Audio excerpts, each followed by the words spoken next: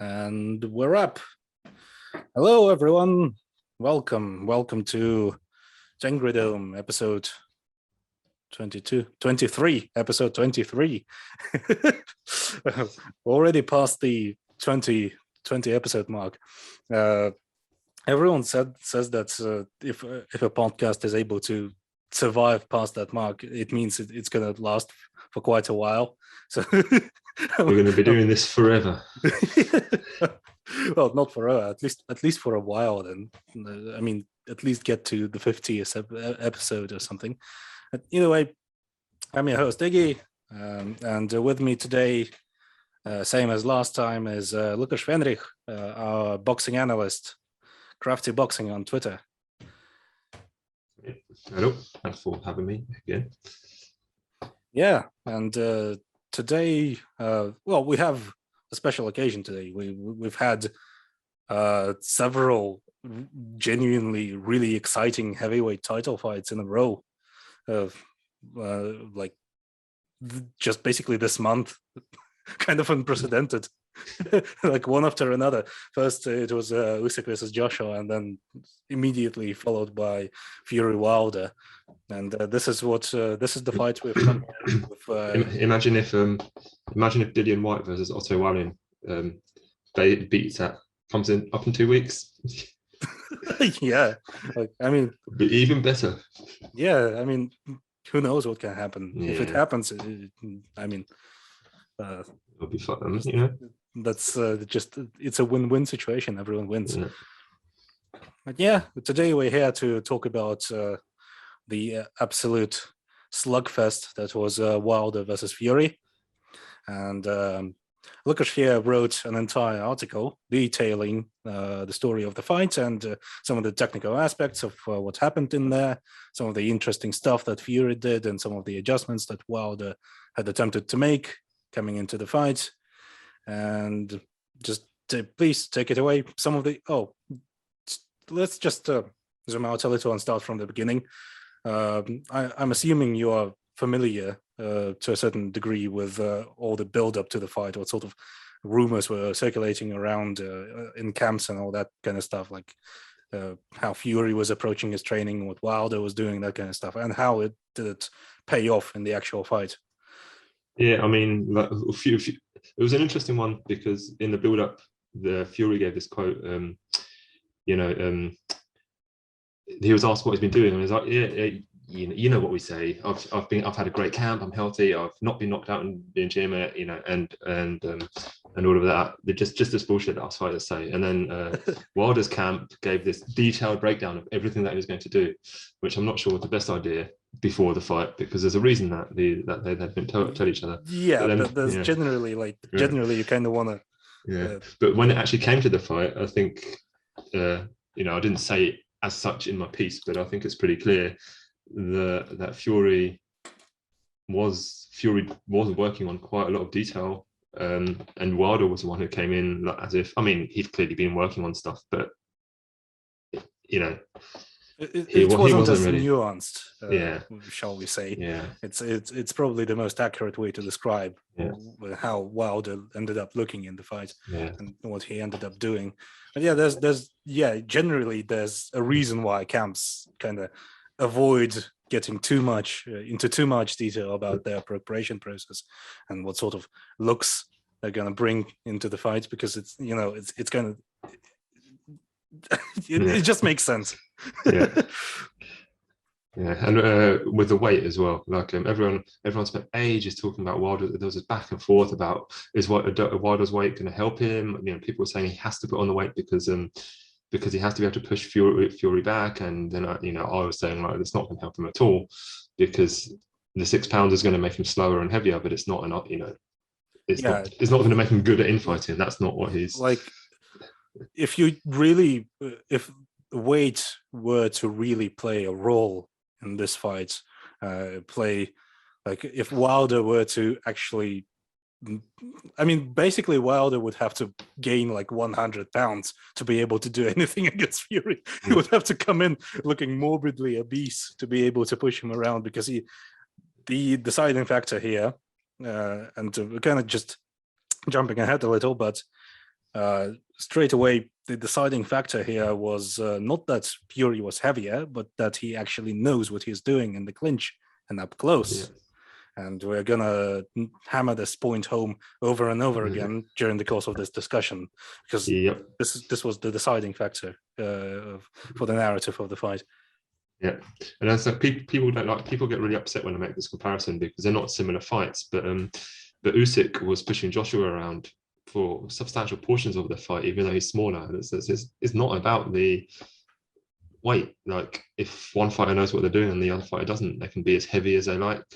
Yeah, the fight was different, and the fighters were different, very different fighters stylistically, and just in terms of build and how they conduct themselves in the ring and all that kind of stuff. But the general principle still stands. Like, Usyk understood what he has to do in order to push Joshua backwards and just sort of out wrestle him in the clinch, and Joshua didn't.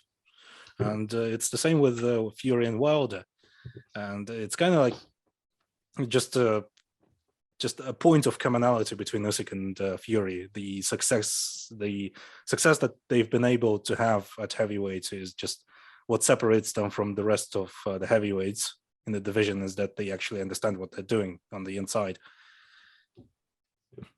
Yeah, it's kind of like, it's a very interesting. It's not a very intricate fight in terms of technique, but it's a very interesting fight narratively, and it's been a very interesting trilogy narratively as well. Like, the adjustments weren't like very split-second sort of like tactical, strategic things and like genius planning and all that kind of stuff. It's pretty much just basic stuff, but the way it unfolded was interesting. Like, the first fight, Fury was just looking to outpoint Wilder and outbox him, just stay on the outside and kind of prance around. And then the second, he just figured, I mean, just to steamroll him, and that's what happened. And in this one, the factors kind of like created this perfect storm of events that led to just them deciding to take each other's heads off. Yeah. It was an interesting start because you know, the one thing Wilder did talk about is, I'm going to target his body. I've been really working on targeting his body, and the first 2 rounds he did. You know, he managed, and he wasn't trying to knock his head off. He was just trying to slow him down. But I think I said on Twitter after the first round, it's like, that jab, it's working now, but Fury's far too good to fall for it for very long. Yeah, you know, I'm going to start hopping to the fight now, if that's okay with you. Fury's far too good to not deal with this eventually, because he was putting all of his weight into it, and then he had to recover, and it was like, you're using more energy doing that and making yourself vulnerable than you can possibly be taking out Fury by making his belly jiggle a little bit. You know, it's like, it's very in character for Wilder to just sort of make that adjustment, because the body jab is one of the less committal strikes out there in boxing, so I'm going to use that to conserve my energy. And what Wilder does, like, and Wilder, being Wilder, decided to just throw everything into every body jab, throw his entire weight into every body jab. It's it's funny and very in character, and just sort of encapsulates what Wilder is as a fighter.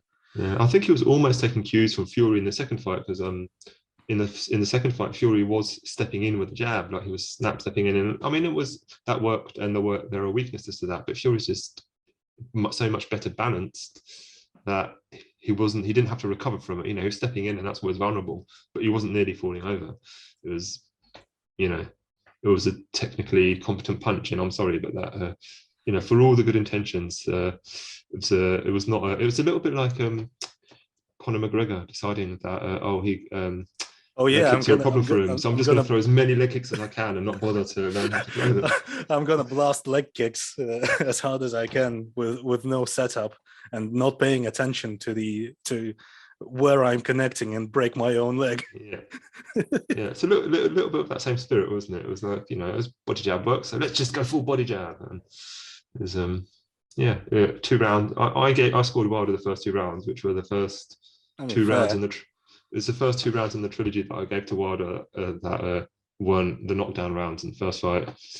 But Fury just wasn't kind of doing anything for Yeah. the first 2 rounds. He was just kind of sort of Yeah. like standing there. Yeah, he was just kind of having a look. Like he has specifically called out people for using term that downloading data. He specifically said, no, that's nonsense. We just fight as best we can. But he was clearly having, he was clearly having a look what Wilder's doing and how he's gonna manage that as the fight goes on. And yeah, he figured it out pretty quickly, I think. Yeah, I mean, there just wasn't all that much that Wilder could do. The obvious answer here would be to, yes, sure, continue leaning on your power and just set up the right, sort of just box more behind your leads and be more proactive with your jab and that kind of stuff. It's all basic fundamental stuff, but that would warrant Wilder turning into a completely different fighter from what he is now. So it's just kind of unfeasible. It's kind of similar to asking to the cornerman of Tyron Woodley, asking Tyron Woodley to come forward and throw in combination. It's just not doable. It's just not going to happen. Yeah, and I think the big problem his plan here was he based his entire plan on stopping Fury coming forward, right? As and then the first 2 rounds he was like, I'm having success because Fury isn't coming forward, and the second Fury decided, I'm going to come forward now. I think I can step around this jab or step in behind it, and he just had Wilder had no backup plan, and it wasn't deep planning, can we say. The reaction was especially funny from Wilder, and that's he came out after the fight saying that he came here to lean on me. I mean, duh. He came in 50 pounds heavier than you, and that's what he did in the previous fights. Why are you surprised? But just interesting brain thinking Wilder has. But about Fury, you said that Fury started stepping around Wilder's jabs and Wilder's lunges, and it's something that he didn't necessarily show in the second fight. And I think you pointed this out in your article.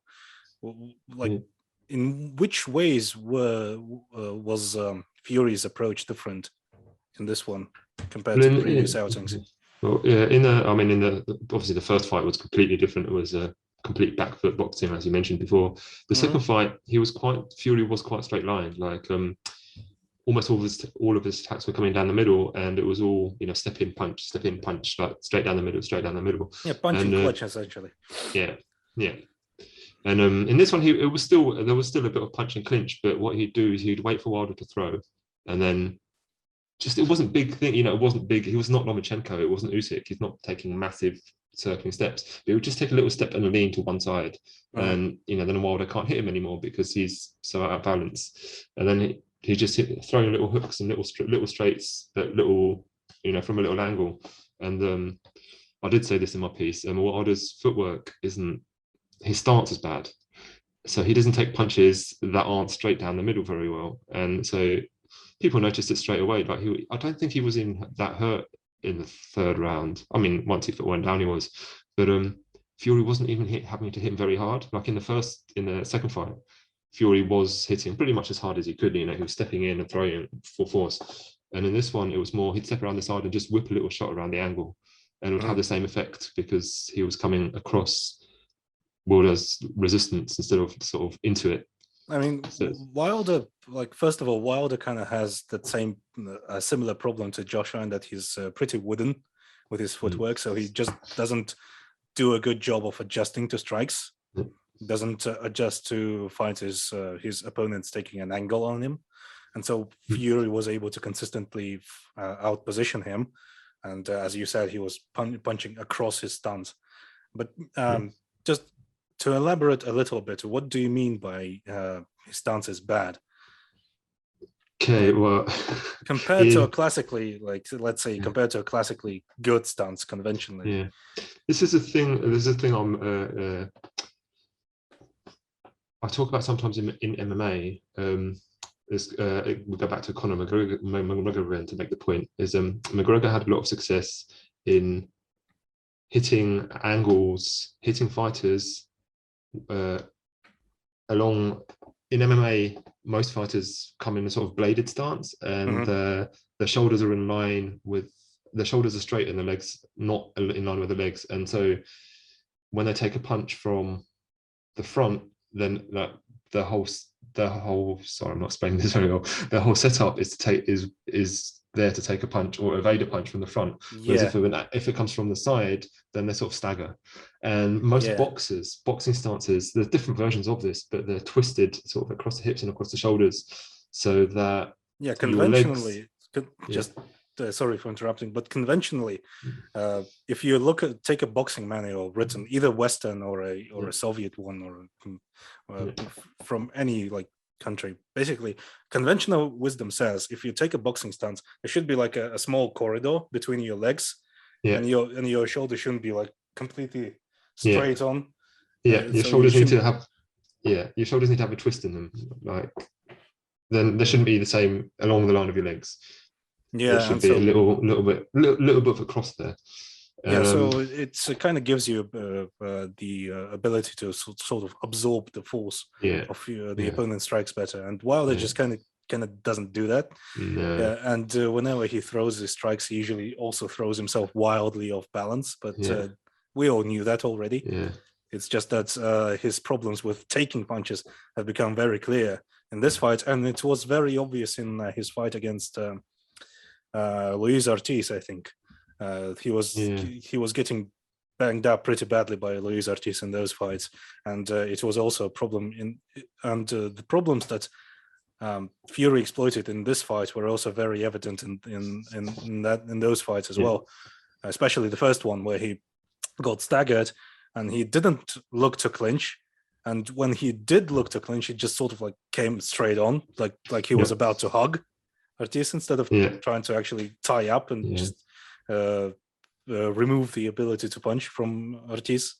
And it's something I mentioned in my piece as well. Like, he did look like he'd been working on how to clinch defensively, which is, I think, he survived the third round because he did know how to approach getting into a safe spot. But it was just about being safe and not being hit very much. And it still relied a bit on Fury also wanting to clinch. But because in the second fight he was completely helpless. Like, he had no idea. He was just kind of waving his arms around and hoping Fury would give him a hug. And in this one, he was, once he took a shot, he was actively trying to put his head somewhere safe along Fury's shoulder and survive that way. But, in the second fight, it was kind of like Fury just would barge in with a 1-2 into the clinch, and he would immediately assume a dominant posture, just better head positioning, better tie-ups, and Wilder would just sort of hang in there. And in this one, like the first two rounds, he's throwing 1-2s to the body, and Fury is just sort of out there taking a look. And then the third round begins, and Fury starts becoming more active. And there's a very funny sequence. I think it was in the third round where Fury throws a 1-2, and I just described Wilder looking for a hug, and Fury actually hugged Wilder around his waist. Like, he threw a 1-2, and he just sort of came in like this and like and tried to give Wilder a bear hug. It was just hang on to me, bitch. It's just a very funny visual. But otherwise, for the rest of the fight, his clinching was mostly by the numbers, how he should do it. And and Wilder was also going through like going by the numbers. Oh, I'm gonna grab a bicep, going to grab an underhook, going to put my head in there.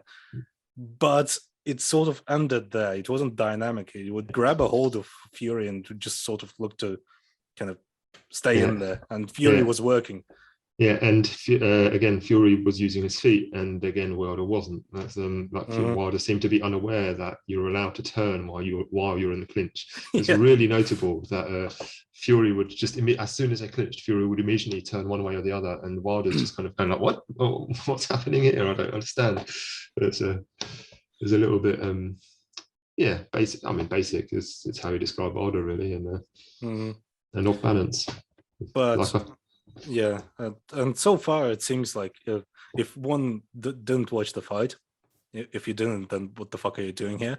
First of all, but second of all, if one is to listen to us recount the I fight, watch it come it's back. yeah, it seems like Fury just was having zero trouble up until this point, but then the knockdowns happened.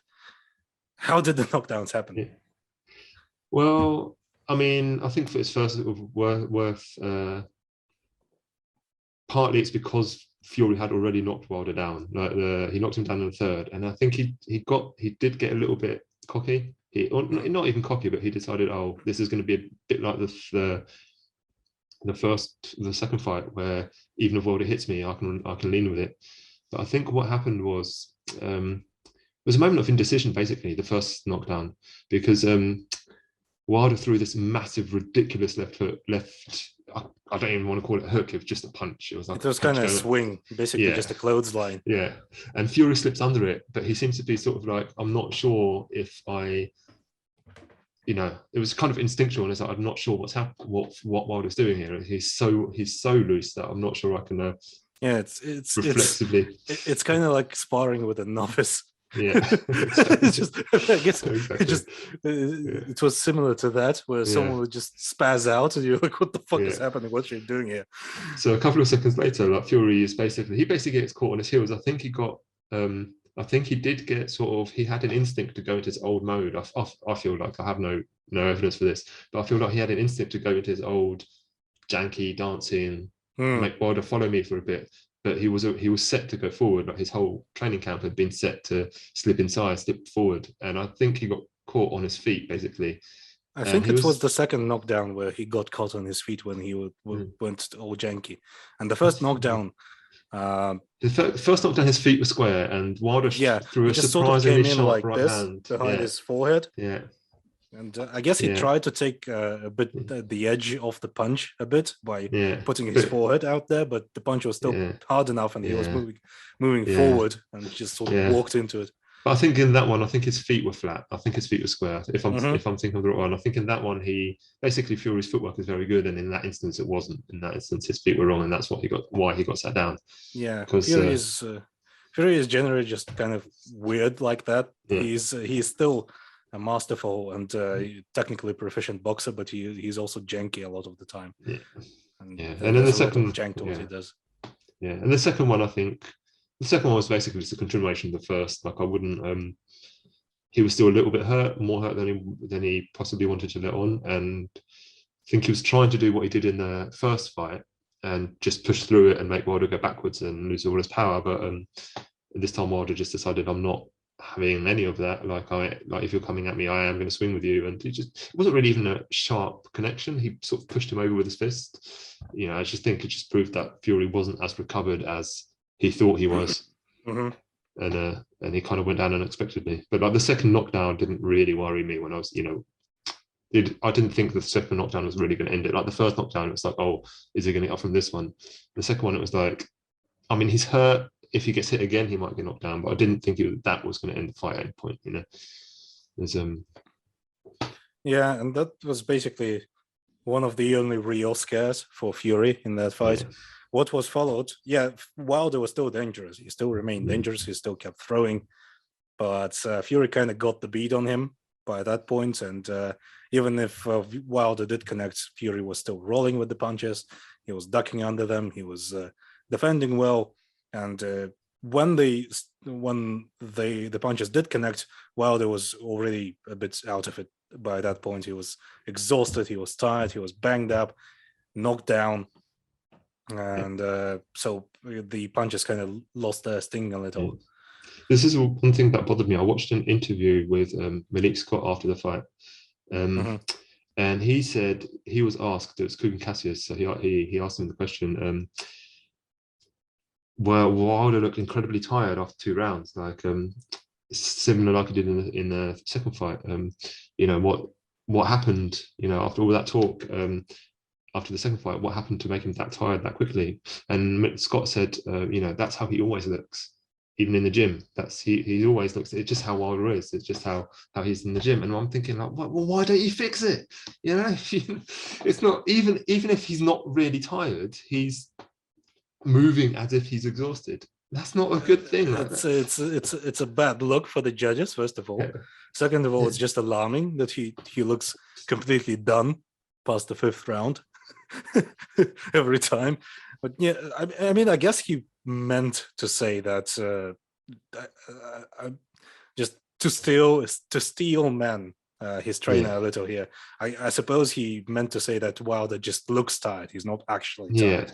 Yeah. But that's what he was trying to say. But it's like, you know, it doesn't really matter whether he was tired or not. He was reacting as if he's exhausted. So yeah, so you need to do something about that. Just kind of the same problem as Joshua, just a horrible reaction to strikes.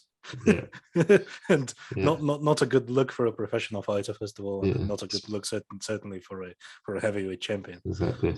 Yeah. But yeah, that's kind of like where most of the drama ended, and from then on it just sort of turned into a one-sided beating. They were basically just exchanging 1-2s, and Fury just could not miss with that right hand. Anything he wanted, basically. And so the only thing that was notable was that he was only throwing 1 or 2 punches at a time, that Fury, and I think that was because he was worried about what was coming back. I mean, I think it is fair to say that Wilder did work on. He didn't work on boxing the back foot, but he did work on throwing that right hand while he was off balance. Because the first knockdown of Fury, he didn't hurl himself forwards across the ring to throw it. It was quite a sharp shot, and there were a couple of other times where he threw decently sharp shots without having to set it up by jumping halfway across the ring, which is what he always used to do. And I think Fury recognized that, and he didn't back off, but he had him hurt several times, and he never piled on the combinations until that 11th round. I mean, I would also point out that Fury's pressure fighting looked better in this fight compared to the second one. In the second one, he just sort of followed Wilder around, and I mean, he was still battering him, but he wasn't like cutting Wilder's escape routes off, and didn't try to trap him on the ropes as deliberately as he did here. Yeah. And for the entirety of the fight, I was constantly thinking like Wilder would really, really benefit from a tight left hook, just enormously benefit from a tight left hook. Even just a normal left hook, any left hook would be beneficial to him. Just not this thing that he's trying to throw every time when he's spazzing out. This big old almost it's even worse than that right hand that MMA fighters throw, you know, when the rainbow overhand. It's basically that, but with his left hand and just with no reason or rhyme or anything. Kind of like Cain Velasquez's breaching whale hook. Yeah, exactly. As Phil McKenzie has coined it. But I mean, what made this fight? First of all, it sounds like the fight was just kind of like a foregone conclusion, and it kind of was in a technical sense, I suppose. But what made this fight? It was still an incredibly entertaining viewing experience, and what made this fight entertaining really was just how chaotic and violent it was, and all the build up, all the animosity between the two, and all the circus that was going around each fight. And I mean, there were two things about Wilder. Is firstly, he has got incredible amounts of dog in him. Like there's not very many fighters. You know, our colleague Taylor has his Dennis Lebedev hard bastard scale, and it's like I think you have to give Wilder a 10 after that. He just doesn't stop. No, he's up there. That's for sure. But the other thing I think we were all sat there wondering is, you know, will his corner let him die? You know, it's sorry, that was crude. After past the 8th round, I think I just started thinking, like, do we need to see more? Yeah, and so the referee. The thing was, because he was throwing, like, a referee will never not stop a fight unless a fighter looks completely. You know, he won't stop a fight that the opponent's still throwing back, and Wilder doesn't stop throwing. So Mora didn't have a good excuse to stop it, but you can see that he wanted to, because, like I said in my piece, twice he called the doctor into the ring twice, to just consult with him. Yeah, and the doctor's like, no, he's fine, he's fine. It's like, yeah, okay. I mean, it wasn't as bad as the Brian Ortega versus Volkanovski fight, where the Herb Dean was like, where they dragged completely limp Brian Ortega off the canvas, put him on a stool, and then Herb Dean called the doctor, and like Herb Dean and the doctor showed him the fingers 3 times. Like at first they showed him 3 fingers, then 2 fingers, then 1 finger, just to make absolutely sure. Yeah. Have you ever seen it's going back a couple of years, so did you ever see Sergey Kovalev versus Nathan Cleverly? It was one of his sort of Kovalev's coming out fights, sort of one of the first times you've seen in the West, let's say. And it was may have, but it was such a long time ago, but I've completely forgot about it. It was in England, so it was an English referee, and I can't remember which round it was at this point, but at the end of it was towards the end of the round, and he was absolutely battering Cleverly up, and he couldn't, like, he was wobbling around, he was out on his feet basically, and then the bell rang. The referee went to jump in, and then the bell rang, so he jumped in between them, and Kovalev was celebrating, and the referee's no, it's in the middle of the round, and Cleverly literally falls onto the referee, and the referee carries him back to the stall and says, "No, right, the fight's carrying on." And so he had the minute to recover from this, and you know, it's a bit of a. After you told me the story, like I was just suddenly reminded of the Lomachenko versus Crawler fight, where the referee also like seemed to wave the contest off, and then like, no, the fight isn't over. Lomachenko, come back here, and Lomachenko was already on the ropes celebrating, and then the bell rang, and then Lomachenko had to murder Crawler to put a stop to the whole thing. Poor Crawler. Yeah, it's just horrible. Wasn't he assaulted prior to this fight? I don't think it was prior to that fight. It was a couple of years previous, but he'd been hit in the head with a brick, basically, and fractured skull. Someone was trying to rob his house, and he ran after them, and they hit him with I think it was a concrete paving slab. So he was out for a year or so with a fractured skull.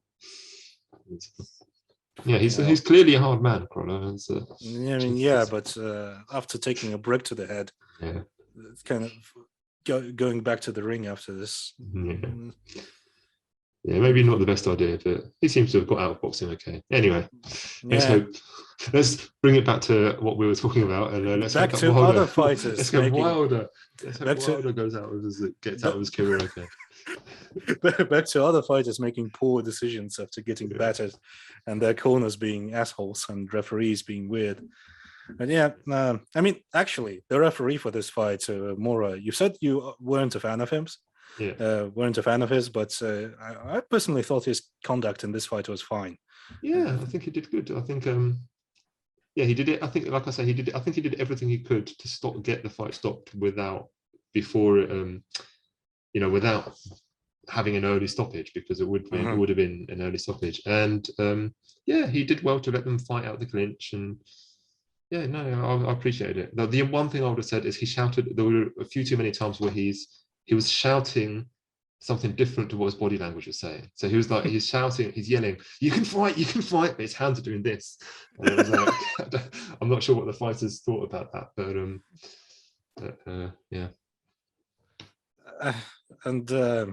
I mean, one thing has to be pointed out as well, is that Wilder has raised such a stink after the second fight that the onus was kind of on the officials to make absolutely sure that when the guy goes down, he goes down, and there would be no doubt left whether the stoppage is early or not. Because if I think if Mora waved it off, Wilder would also just be back on his sore losers kit. The sore losers kit would be back in full force, and it'd be unbearable.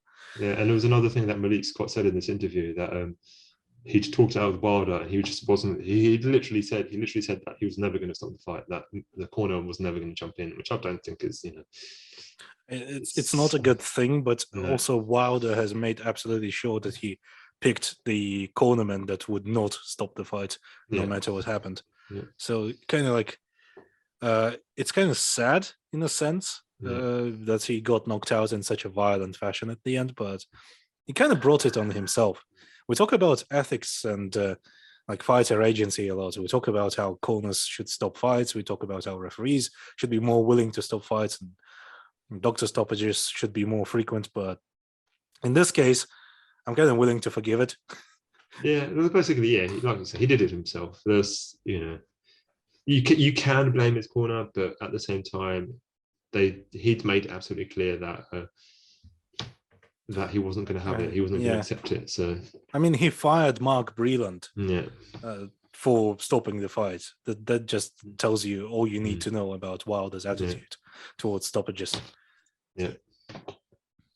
Yeah. And so I hope it doesn't. I hope other fighters don't take that as an example to follow. Yeah. No, exactly. No, that would be pretty poor. But I mean, there's enough of fighters who constantly talk about going out on their shields as it is. We don't need more of them. Just gonna get this whole sport banned at the rate we're going. At least most of those fighters will still accept their trainer, going, no more. They'll like, I'm never going to quit. But if you've decided it's too much for me, then I'll trust your judgment. And there's like Wilder's just no, let me die. But yeah, overall, extremely fun fight. Yep. One of the best in recent memory, in the heavyweight division at least, in heavyweight title history certainly. And it was kind of like a combination of many different factors: the out of the ring antics, the backstory to each fight. Like the first one being the big comeback for Tyson Fury. The big mental hurdle that he's had to overcome, the battles with depression, all that kind of stuff, and the controversy surrounding the controversial draw, and how he dominated Wilder in the second fight, and the stink that Wilder has created in the wake of that fight, and this one just being the definitive chapter in their rivalry. And I don't think we need to see more of it, and I don't think we will. Because after this one, where do you go from there? Yeah, and I think even if Wilder comes back, he'll be dangerous against anyone, but I think he'll lose more fights from here because people know what his weaknesses are now. Like they'll still be scared of the right hand, and they should be, but they won't be as terrified. They'll be looking for ways to nullify it, and I'm not sure he can handle that. This one kind of cemented, for me, the idea that Wilder should be able to beat Anthony Joshua fairly easily. I still think that's a 50-50 because Joshua he'll be very vulnerable to that right hand, but like Wilder, he doesn't really knock people out with the first, in the first round or two. He still needs time. Yeah, he does need quite a bit of time to just sort of get the beat on that right hand. Yeah, and Joshua, like for all his weaknesses, he is much more technically. His form is much more sound. Like he's very shallow, but his form is much more sound than Wilder's, and he does hit very hard. So I think it is entirely possible that he knocks Wilder out before Wilder gets that right hand home on him. And either that or it's going to be incredibly boring. Yeah, jab, jab, jab, jab. Just both of them body jabbing for 12 rounds. Yeah. Oh, one other thing is that I guess Anthony Joshua actually has other punches aside from the right straight. Yeah, exactly. So there's that. I mean, but what I really want for them is both of them to fight Joe Joyce. Wilder versus Joyce would be so entertaining because it's he's either going to get knocked out in the first round, Joyce that is, or he's just going to make Wilder cry because he never ever ever stops. So he's like the weirdest combination of traits in a heavyweight. He's like incredibly slow, but he also never stops punching. Yeah, exactly. It's just the funniest heavyweight in recent memory in that respect. But I mean, I guess I'm still veering on the side of Wilder because Wilder just kind of showed to me that he's way more gritty than Joshua. Yeah, I think what would be fair to say is that Joshua's mechanically better, his form is better, but Wilder's instincts in the ring are better, and not just because he doesn't quit and give up, which I think it's fair to say Joshua, he doesn't give up, but he gets discouraged, and Wilder doesn't really. But I think also his instincts, like when he's his instincts to spot a weakness in his opponent are, I think, sharper than Joshua. He doesn't need a lot of like he doesn't always have the mechanics to get it home, but he doesn't need a lot of time to see, oh look, there's something I can aim for and I'm going to try to hit it now. I mean, it's kind of how he basically built it. It's kind of the trait that he's built his entire career around. Basically, just having an eye for an opening and knowing when to unleash that to uncork that right hand, and that's basically it. And he's kind of just more. I mean, yeah, I've said that he's a grittier character than Joshua. He's just kind of more of a natural fighter, I guess. Yeah, I think I think it would be fair to say to give Wilder to make him the favorite in that fight, but you know, I could easily see it going either way, basically. Yeah, that's entirely fair. Yeah. And Joshua's not beating Fury. Like I've seen people today saying Joshua's a better technical fighter than Fury, and it's like, where are you seeing this? Like, is it just because Joshua's mechanics are clean and Fury's mechanics are janky? Because that's not. No, that's because Tyson Fury is fat. Yeah, that's because he's fat. he is a fat man. He's the best athlete in the heavyweight division. I'm sorry to say. Yeah, it's just he is, and it's just funny how like normal people take that to mean like, oh, I can look like Tyson Fury and be athletic and in great shape. Like, no, you can't. No. This is the thing I was just thinking earlier today. It's like, even if he wasn't a good technical boxer, he would probably, behind Usyk, still be the second best heavyweight in the division, just from being really big and really fast and having a outrageous chin and recovery. And just an endless gas tank. Yeah. Like decent punch. Yeah. But he's on top of that, he's got the sharpest skills apart from Usyk in the division. It's madness. It's just kind of the complete package, really. Just enormously gritty. Never gives up. Just as you said, outrageous chin, endless gas tank, and technical skill on top of it all. Yeah, and like we said with we were saying with Usyk as well, he doesn't get flustered. He doesn't, he doesn't freak out. He just kind of rolls with it and carries on doing what he needs to do. There's a bit of difference in that Fury will take one and then go, "Oh, you piece of shit! All right." All right then. And he gets angry in a way that Usyk doesn't, but he doesn't get scared. He doesn't worry about what's happening. They both don't get scared, but they react in different ways to get hurt. Yeah, and I guess that's basically the story of the fight. There's nothing else left to cover except all the little details and out of the ring drama. But one thing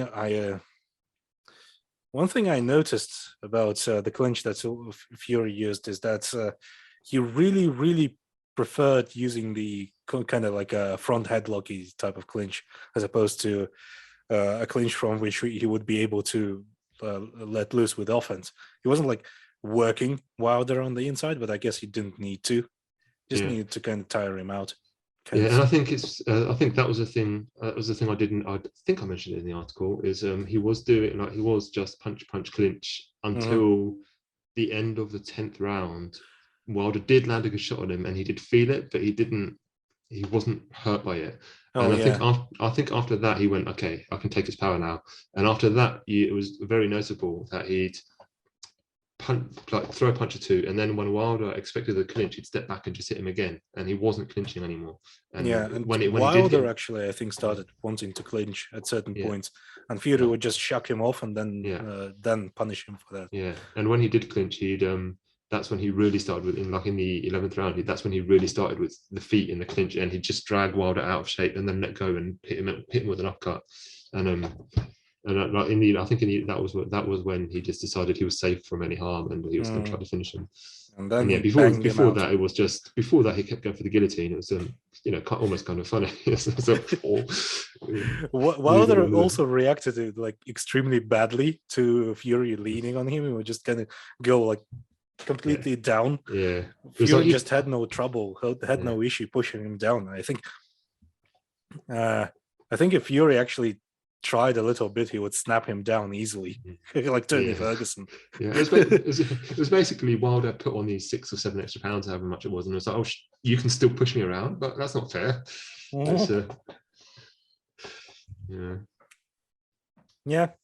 that was pretty much the fight. Yeah. The clinch was the deciding factor. Fury just playing better in most respects. Wilder still dangerous, still incredibly gritty, enormous, demonstrated enormous heart in there, which just kind of makes, just kind of sours, I guess, the outcome of the fight somewhat. But I suppose he's still one of the most athletic guys at heavyweight still, and still very dangerous. So I guess we may yet see more from him. Yeah. For what it's worth, he would still be able to kind of knock out random jobbers.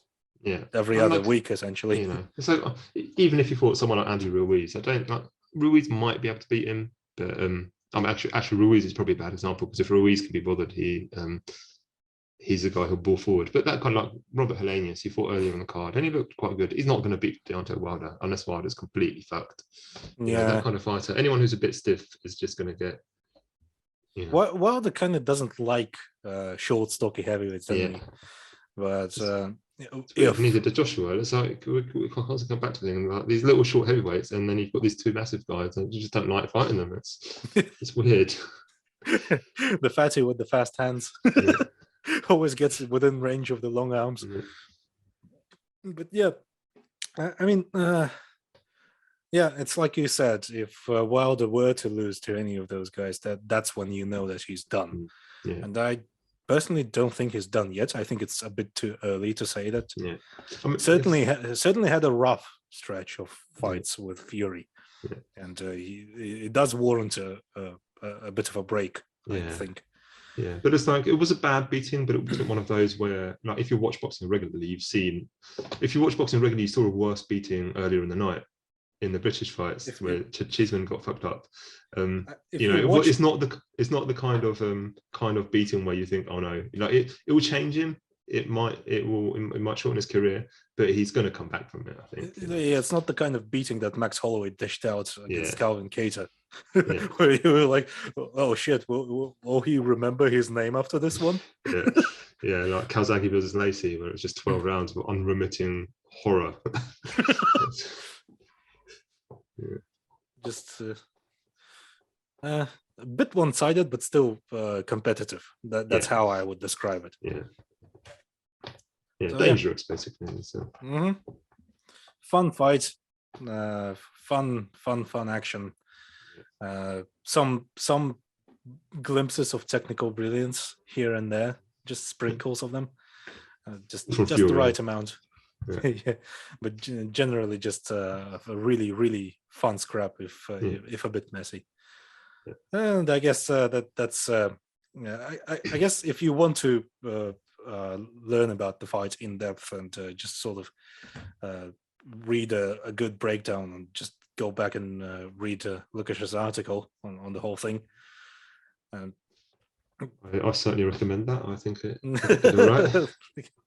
Yeah, you heard it from the man himself. I guess that's enough of that for today. Subscribe to the Fight Side. Take a look at the Fight Side. Subscribe to the Fight Side YouTube channel. Subscribe to Fight Side Presents for more podcasts, and look us up on the Fight Side Podcast Network and on podcasting platform of your preference, stuff like Spotify, Apple Podcasts. Subscribe to our Patreon so you gain access for $3 per month. You gain access to all of our exclusive content. Yada yada yada. At $5 per month, you may subscribe to our Discord channel and actually interact with us directly. You get a direct line of communication to staff, and you may ask us questions. That's if provided they're interesting, they will be answered on a podcast episode. Usually that's what I do. I record podcast episodes answering a single question from a Discord patron if it's interesting. So there you go. With you today were me, your host Iggy, and Lukasz Fenrych, a boxing analyst, and this was TENGRIDOME episode 22.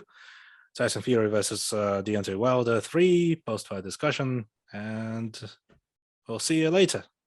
Cheers.